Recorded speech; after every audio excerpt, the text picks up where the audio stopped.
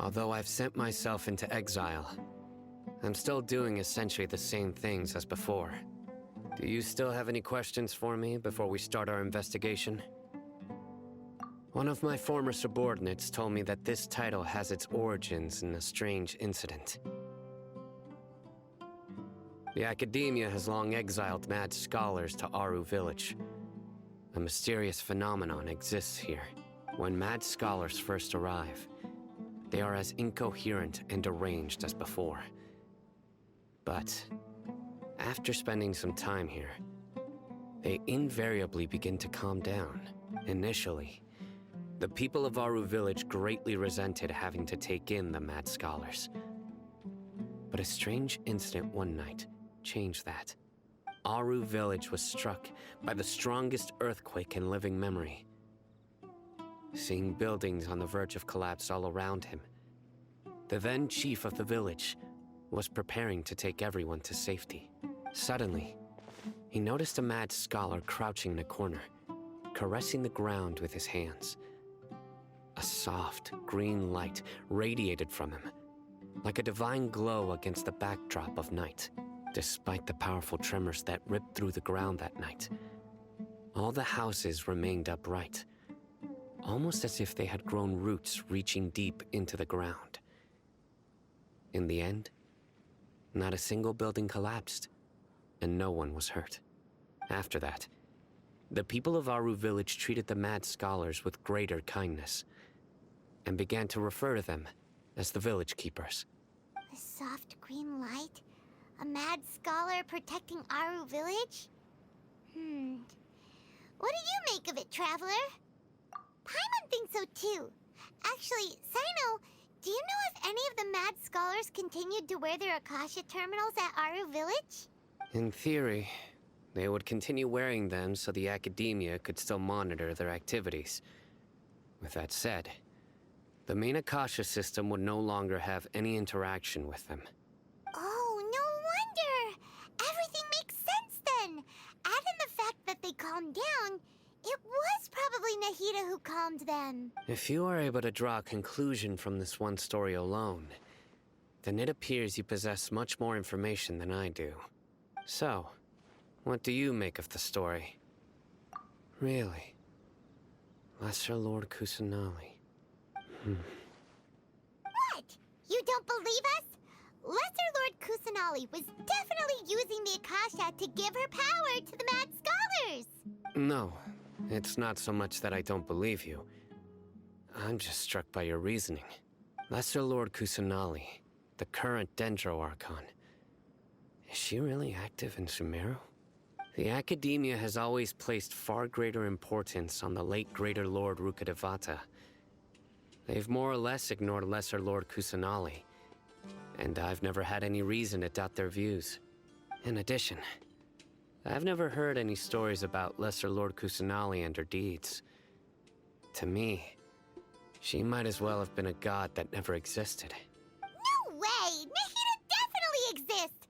She's a... how should Paimon put it? She's a good Archon who's kind and wise, even if she says weird stuff sometimes. I've spent many years interrogating criminals, so I can easily tell when someone is lying. Good! Then you should know that we're telling the truth! That look in your eyes. I've never seen that from a liar. You two really must have met Lesser Lord Kusanali. How can this be? To think, our Archon has been amongst us this entire time. Alright, now it's our turn to put our skills to good use for this investigation.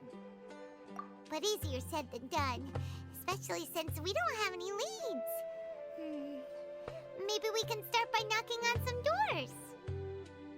Excuse me, are you here to help me find my grandpa? Huh? Who are you?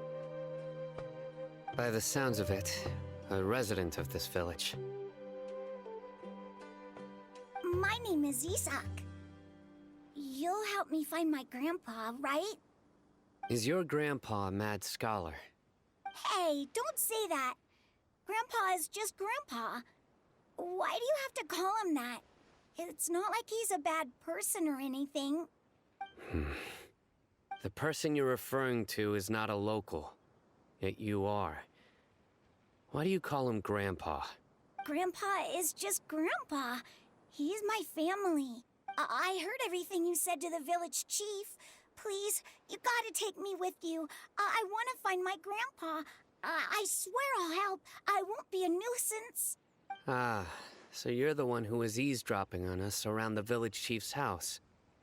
I was planning to go out and take care of whoever it was, but I had a vague feeling that they didn't harbor any ill intent. Whoa. Ethan wasn't kidding about Matra having sharp senses. Cyno, he's just a kid. All he wants is to find his grandpa. Let's find a way to help him. Sorry. I was only listening in because I wanted to know where Grandpa went. Honest. If you don't believe me, you can ask Miss Candace. All right.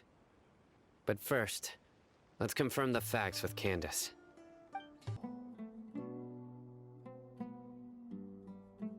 Cyno is super vigilant. Is this what all the Matra are like? Ah, you're back already. We just wanted to confirm something with you. Do you know a boy by the name of Isak? I had a feeling he'd go looking for you. Huh? You knew this would happen? Yes. Although he tried his best to stay hidden, I still noticed him eavesdropping outside the window. He really wants to get his grandfather back. Isak's parents were both Aramite mercenaries who rarely returned to the village after finding employment in the city. He was raised by his grandfather. Unfortunately, it was only a few years before his grandpa passed away. Isak was still very young at the time, so various families in the village took turns caring for him so he could survive. Later, an elderly mad scholar arrived at the village. Isak thought the scholar bore a striking resemblance to his grandfather, and thus often spied on the man. However, the scholar was unkempt in appearance and incoherent in speech. Although Isak referred to the man as his grandpa, he was afraid and didn't dare to approach him. One summer night, the oft mumbling and bumbling grandpa suddenly calmed down and seemed to become more lucid. He even noticed Isak hiding in the distance. So Grandpa walked up to Isak and patted him on the head. He even took Isak to the entrance of the village, where he patiently taught the boy the names of the stars, and accompanied Isak until he fell asleep. The next morning, Isak woke up and wanted to go find his grandpa again, only to realize his grandpa no longer recognized him. However, even so, Grandpa retained his calm expression. It's said that those who saw the scholar claimed he no longer appeared to be crazy, but appeared to be living in his own world, almost as if he were sleepwalking. Isak was thrilled that his grandpa was able to find peace, and would follow him all the time, asking him things like, "Grandpa, want me to take you somewhere fun?" Or, "Grandpa, could you tell me stories about the stars again?" All this somehow just makes Paimon feel really sad. It seems like they both deserve so much better. Perhaps. Nearly everyone who lives in the desert has some form of hardship or regret. But even so, we must still continue on with our lives. It's also my reason for fighting. I must continue to protect this land.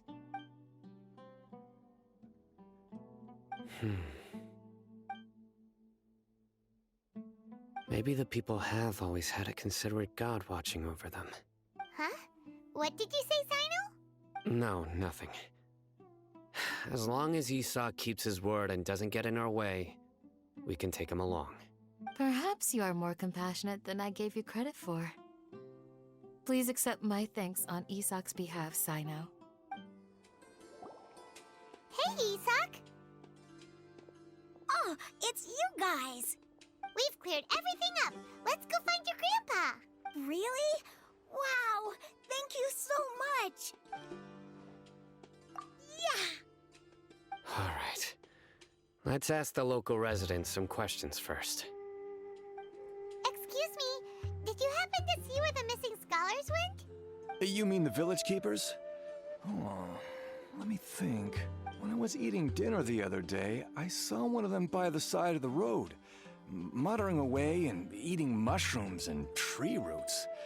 They shouldn't go around eating that kind of stuff. Okay. Did you notice anything else? Anything else? No, I think that's all I have to tell you. Sorry. The scholars that have gone missing. Have you seen them? Those eyes. Those fierce eyes. You look like a real fighter. Don't change the subject. Right. You were asking about the the mad scholars. I think it's been a few days since I last saw them. I usually go to bed pretty early, so I'm not too familiar with what goes on at night. But honestly, I feel quite sympathetic towards them. Even though they act a little strange, they've helped me in the past. If it weren't for them, my house would have collapsed long ago. Do you also think Grandpa and the others are good people? Grandpa? Oh, hello there. It's little Isak.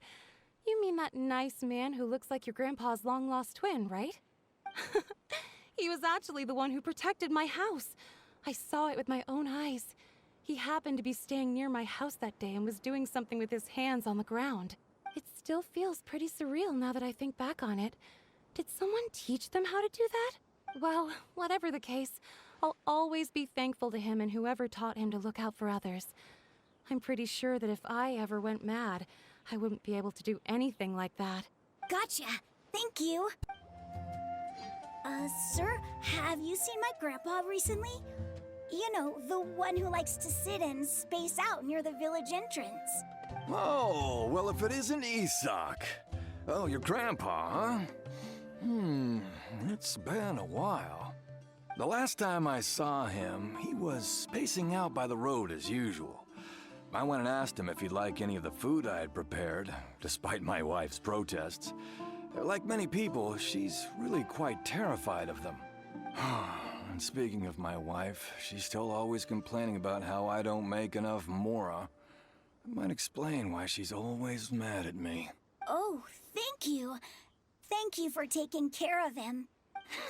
It was nothing. You're looking for him, right? Did he go for a walk and get lost? Yeah. That's no good. Well, once you found him, come by my place again and I'll cook a little something for the both of you. I've known you since you were very young. So as far as I'm concerned, you're family. Please feel free to come by anytime. Wow, what a nice guy! Okay. Thank you, sir. Huh? Don't say anything for now. Isak, stay here. Let's head over there. Stay quiet as you move. Listen, see if you can make out what they're saying. Have you heard? The mighty Scarlet King, the sovereign of our faith, will soon return to this world. Yes, of course I have. The Scarlet King is the one and only true ruler of this land. I've never believed in any other gods.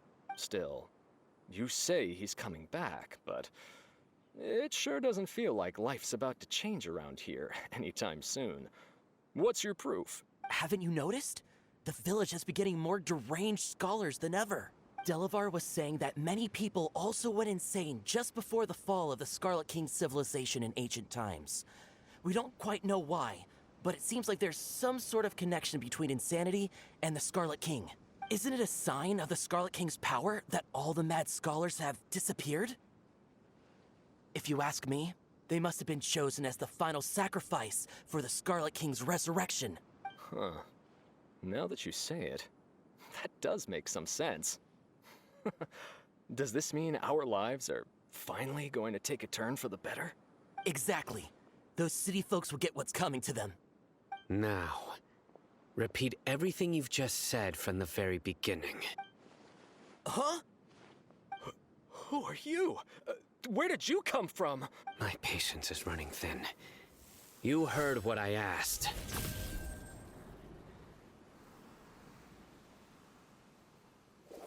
Yeah, bro, this guy's something else.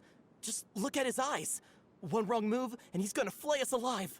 Let's not get on his bad side, okay? I am no match for this guy. Oh, okay, good sir. What is it you would like to know? Tell me about the Scarlet King's resurrection. Well, I only know a few things from hearsay. I went for a drink the other day and heard others talking about a rumor that the madmen will disappear and that the Scarlet King will return to this land. I'm not making this up. I swear. Hey, go on. Keep talking. It's true. It's all true, sir. We desert folk have had more than enough of those people at the academia. They keep sending us all their mad scholars and won't let us have a good life. Would you want to live like this if you were in our place? The radicals were even more thrilled than me when they heard the news. We're all praying for the Scarlet King's speedy return. Delavar also said that once the Scarlet King returns to our side, it's only a matter of time before we conquer the land on the other side of the wall. They're all willing to serve under the Scarlet King and fight for a share of the glory. Is that so?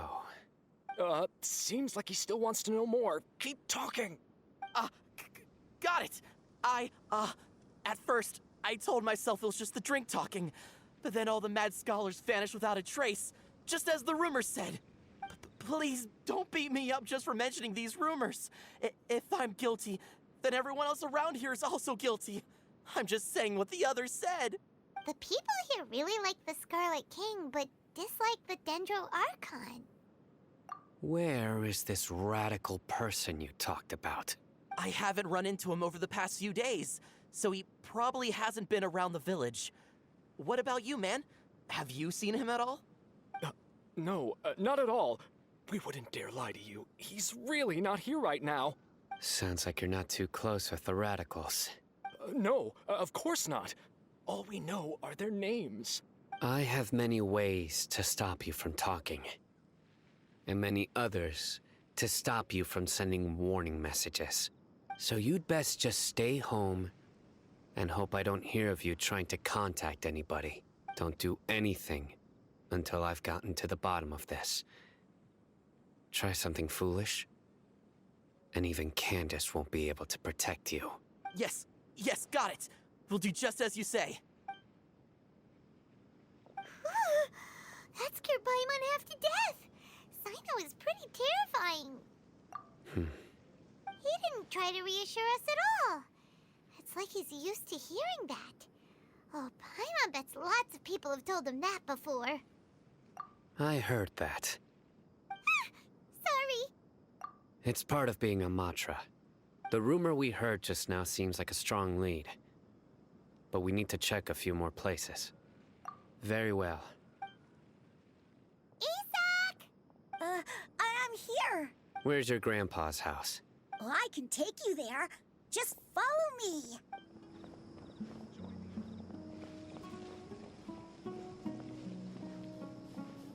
Grandpa, he likes to be alone. Sometimes he stares at the sky in a daze, and other times he just pokes at the ground with his fingers. Every now and then, he yells out at the top of his lungs, so a lot of people are really scared of him. But he's a good person, really. I know he is. I swear, he's just like my real grandpa.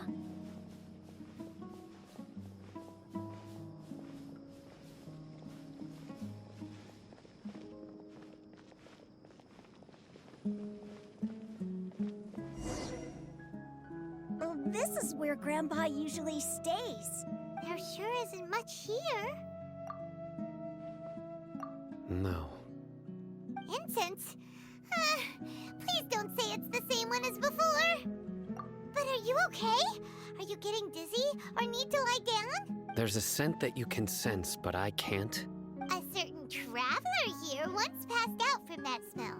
Thankfully, Tainari saved the day. And then he gave us a long lecture to explain all about how it worked. So, you know Tainari? Huh? You know him too? Are you two friends? Yes. Now that I concentrate, I can also make out the scent of incense. Wait, surely Tainari didn't lecture you too. No, no need. Did you first encounter this scent at Tainari's house? In the forest. From a scholar.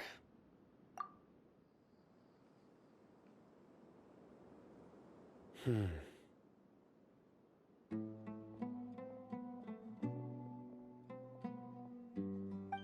are you looking for, Cyno? Here it is. Take a look right here. Paimon doesn't see anything. Although the traces have been completely buried in the sand, there are footprints here, from the size and shape. They belong to an adult male. This pattern is a common one from this area. Local shoes. This was probably someone from the village. The scent is quite faint, but still extant. The footprints head in the direction of the door. But who would come looking for Grandpa? He doesn't have any friends. We'd have to ask whoever lured him away with the incense.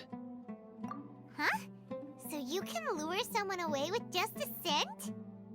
Hey! What's wrong with liking good food? Everyone's got something they love in life. Exactly.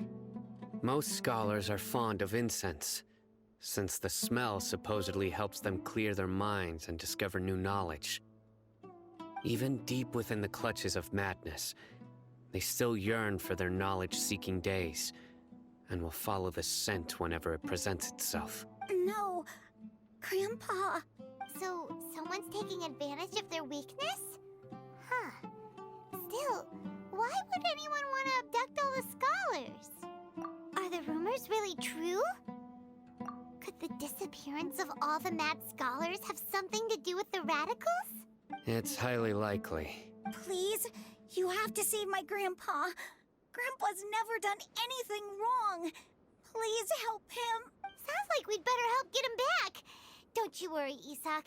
We won't let whoever took him get away with it. Let's head to Aaru village and inform Candace and the others about what we learned here. After that, we'll set off to find the scholars. Right. The darker fabric definitely looks a lot better. That'd be my choice, too. We're back, Candace! We've got a lot to tell you. Ah, welcome back. Sounds like everyone's friends already. Oh, Dia's here too! You bet. So, everything goes smoothly? Reasonably.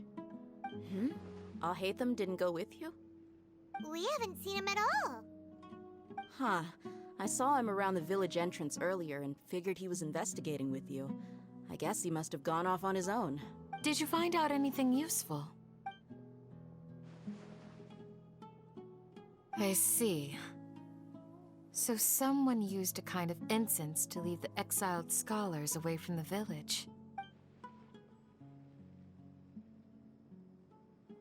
The resurrection of the Scarlet King? First I've heard of it. Far as I know, the kind of incense you just mentioned is only popular beyond the wall. Scholars are fond of it, but as you can see, there aren't many scholars still studying around these parts. No seller would be able to make a profit here. Not to mention making incense is a labor-intensive process. You won't see anybody in the desert with the patience to make or sell something that requires that kind of effort. It seems someone from beyond the wall must have been supporting this. Makes sense. So what should we do then? Do we go back to the academia and search for leads there? If it was any other day, that would be your next logical step. But today, you've got me on your team, so you get an extra tip. Didn't you say that the villager got his news from the tavern? Well, I also like to drink at the tavern, so I know a thing or two about these radicals he mentioned. If Paimon remembers correctly, the leader of the radicals is some guy called Delavar. Ah, yeah. Delavar, the scar-riddled bandit, Engur, the wide-eyed butcher, and Jabari, the duck-tailed bearded crook.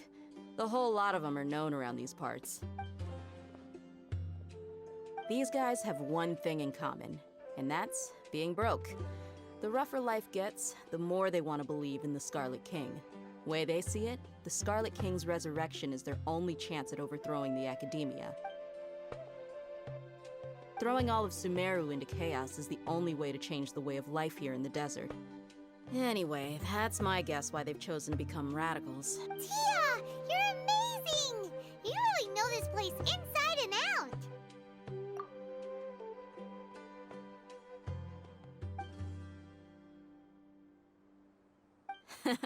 No merc can afford to slack off on gathering intelligence. Every more I've spent in the tavern has been a valuable investment. Let's head out. Now hold on, you're staying right here, Cyno. Why? Aaru Village is not a big place. Outsiders stand out here like a sore thumb. I'd bet word about you has already gotten out. The desert is unforgiving, so the way of life here is also a lot tougher than on the outside of the wall. You survive on making connections out here. Compared to you, mercs like me are just third-rate amateurs. I've got no actual fighting skills to speak of. But that also makes it a whole lot easier for me to gain the locals' trust. I need to go around and ask some questions, but it'll be difficult if you're with me. Fine. Good, then we've got a plan. The Traveler and Paimon will go to Caravan Rebot with me, and we'll try our best to figure out where the Mad Scholars have been taken. Cyno, you'll have to stay in the village and continue investigating on your own.